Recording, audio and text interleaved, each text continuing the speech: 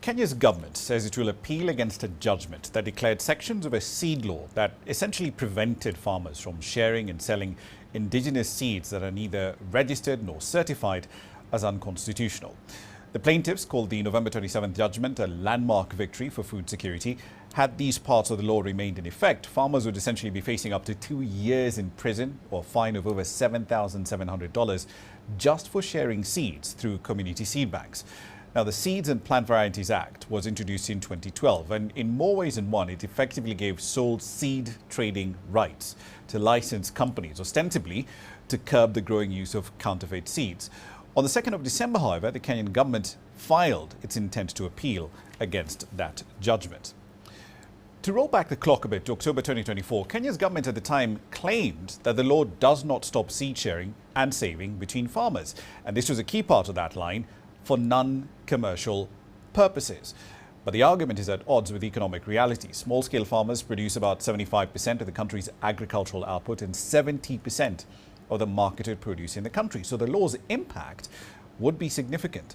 In fact, according to a 2015 study, nearly 8 out of every 10 seeds that farmers in this country use come from informal sources, either their own seed savings from prior harvest or community seed banks. This was a reaction after the judgment from a representative of the Law Society of Kenya. Also, some of the parts of Section 20 of the Seed and Plant Varieties Act have been declared unconstitutional. This is because they granted extensive proprietary rights to plant breeders, and there was no corresponding right that was given to the farmers. So it favored big commercial and corporate interests over the rights of farmers. All right, then let's dive into the details of this case. Emily Kenama is the head of strategic litigation at Katiba Institute. She was essentially prosecuting this particular case on behalf of the plaintiff. She joins us in the studio tonight. Thank you for your time. Thank you, Ramanyan. So let's start with the key case here, the key issues rather, in the case where 15 farmers that you represented who won on the 27th of November. For the average layman who might be watching this from another part of Africa, why was this Seed Act threatening the ability of farmers to save and share seeds? Yes, so the first law that was passed on seed and plant varieties was in 1972, and several amendments took place. But one critical thing, I think, in Kenya's history is the 2010 Constitution that gave Parliament the sole mandate to recognize and protect indigenous seeds and plant varieties, and it was required to pass a law to do this. So the challenge with this current law that was passed, or an amendment to the law, it then did an amendment to what the purpose of the Seed and the Plant Varieties Act, and introduce regulation of things such as indigenous seeds. And maybe to the layman, that is your ordinary mchicha, what we eat, finger millet. So these are some of the crops we've grown up eating and our forefathers have used and exchanged. I guess one of the other questions that may come up is individuals who look at this and say, hang on a minute, but it's a plant, it's a crop. How does intellectual property come into this? It's very interesting because for different crops or different seeds, we have the indigenous ones, meaning they're indigenous to Kenya. You won't find it in other countries. But there are some certain seeds. I'll give an example: sweet potato. Sweet potato was imported in the country. So with these indigenous seeds, it means our forefathers had a way of exchanging it, barter trade, and using it and culture it, so it had cultural significance. So we were an interested party in that case, representing Biosafety and Biodiversity Association of Kenya. And one thing that the petitioners argued is that in their culture, these particular farmers were Kambas. They said that them being criminalized from exchanging seed was going contrary also to their culture. So it goes to the core of culture, it goes to the core of food and nutrition, and it goes to the core of what inherently the Kenyan people said we need to protect for ourselves. I want to go back to what the Kenya Plant Health Inspectorate Service said in October, claiming the Act does not prohibit the saving and sharing of indigenous seeds between farmers for non-commercial purposes. But clearly, given this judgment, that's not the case. Yes, for sure. One such provision, for example, says that everyone must be registered as a seed merchant, and that's an amount of 75,000 Kenya shillings annually. And then And you on have to top do it of that, every year. the first registration is 75,000. Yeah. Then every year you must pay 10,000. You must index all indigenous seeds, and failure to do so, if you're caught exchanging seeds, then it's a criminal liability against you as a farmer, as a small-scale farmer.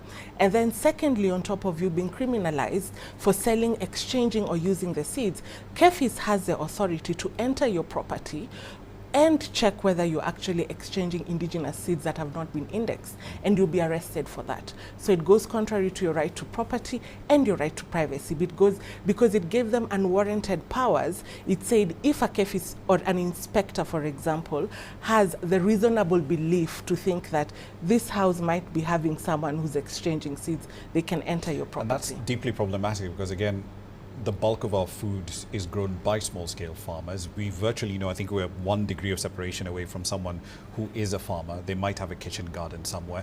So this would constitute an enormous overreach of the state. Yes, for sure. And internationally, it's actually recognized in the United Nations Declaration on Peasant Farmers. So what happens to the core of who farmers are in Kenya? The majority of them are indigenous farmers. They've never registered these seeds. So the purpose of a law that was to be created was to protect them, not to criminalize them. The law as drafted, because just going back to the numbers that you're citing here, they're troubling in and of themselves, because what's the figures that you're translating to, if it's registering as a seed merchant, for lack of a better word, that's $600 a year. And then another $80 a year just to keep that registration active. $600 a year is well above the monthly earnings in the formal sector. Most of our farmers are small scale. They don't make this kind of money. So even from an implementation point of view, the law was not really designed to work for small farmers. Exactly, and that's what the court actually stated. When the petitioners filed the case, they said it was discriminatory. Why? It's discriminatory based on their status, their economic status. They can't afford to pay those amounts at seed merchants. What the purpose of the Seed and Plant Variety Act was to deal with commercialized seeds, and there's a huge difference between commercialized seeds and indigenous seeds. So I think that's a critical thing that the court said. It's discriminatory to put such high figures and amounts, because it's essentially it condemns people and most of them will probably be criminalized for failure to meeting some of these seeds prices. Prior to this act coming into effect, how were the intellectual property rights of commercial seed breeders? Because they do exist, right? They've been active in the market. We see them in horticulture. We see them in other parts of the economy. How are their rights protected? Because it does seem like, in a sense, the Seeds and Plant Varieties Act took us back rather than forward. Yes, so their seed was considered powerful. It wasn't considered dirty. It wasn't considered a need to regulate it. They were allowed to do what they've done since time immemorial. And for that, then you were able to enjoy them, what I've said, them chichas, them rendas, the finger millet, the sorghums. And so in terms of intellectual property, the Constitution saw on 27th of August, there's a need to protect that indigenous seeds. So it means they hold an intellectual property. Registration of intellectual property when it comes to traditional knowledge systems and management of plant varieties and seeds, yes, it can be a bit difficult, but it does not remove their right or their intellectual property and cultural property to that particular seed. Indeed. One last question for you. The notice of intent to appeal that's been filed by the government on the 2nd of December, what happens next? So currently the law as had been passed has been struck down. It's not in effect, and farmers cannot be arrested as we speak.